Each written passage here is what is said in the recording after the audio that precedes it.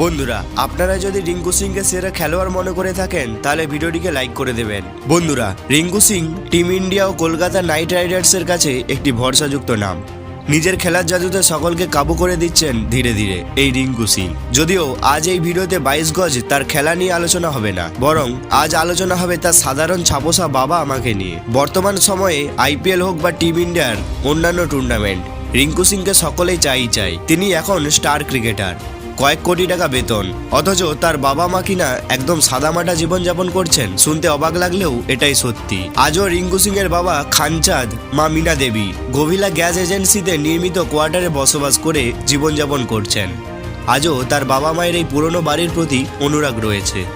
প্রকৃতপক্ষে রিঙ্কু সিং তার বাবা মায়ের সাথে এই কোয়ার্টারে বসবাস করে বড় হয়েছেন। শুনলে চমকে যাবেন। বাবার সঙ্গে সিলিন্ডার বহনের কাজও করতেন এই তারকা ক্রিকেটার। সমস্ত সুযোগ সুবিধা থাকা সত্ত্বেও রিঙ্কু সিং এর বাবা মা এখনো গভিলা গ্যাস এজেন্সি নির্মিত পুরনো কোয়ার্টারে বসবাস করছেন এবং এখনো তার বাবা সিলিন্ডার বহনের কাজ করছেন। দুজনেই খুব সাধারণ জীবনযাপন করছেন। বাবা মায়ের চিন্তা ভাবনা আজকের তরুণ প্রজন্মের জন্য একটি বড় শিক্ষা। তারা বুঝিয়ে দিয়েছেন মানুষ যতই বড় হয়ে যাক না কেন, নিজেদের ভিত কোনোদিনও ভুলতে নেই। সেটাই প্রমাণ করেছেন রিঙ্কু সিং এর বাবা ও মা। এবার প্রশ্ন হলো, কেন পুরনো বাড়িতেই থাকেন রিঙ্কুর বাবা ও মা? তো উত্তরে এই বাড়ি সম্পর্কে রিঙ্কুর বাবা বলেন, আমি প্রথমে আলিগড়ের এই গ্যাস গুদামে থাকতাম। এই কোয়ার্টারে বাস করে আমি আমার সন্তানদের শিক্ষা দিয়েছি। এখন 2 হাত ভরে টাকা উপার্জন করছেন রিঙ্কু সিং। তিনি নিজেও একটি চমৎকার বাড়ি তৈরি করেছেন, তবে তার বাবার এখনো তাদের পুরনো কোয়ার্টারেই থাকেন। এদিকে রিঙ্কু সিংও কিন্তু নিজের ভিত ভোলেননি।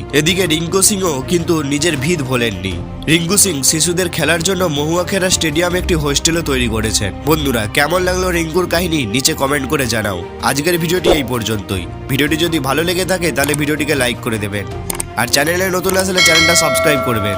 দেখা হচ্ছে পরের ভিডিওতে। ধন্যবাদ।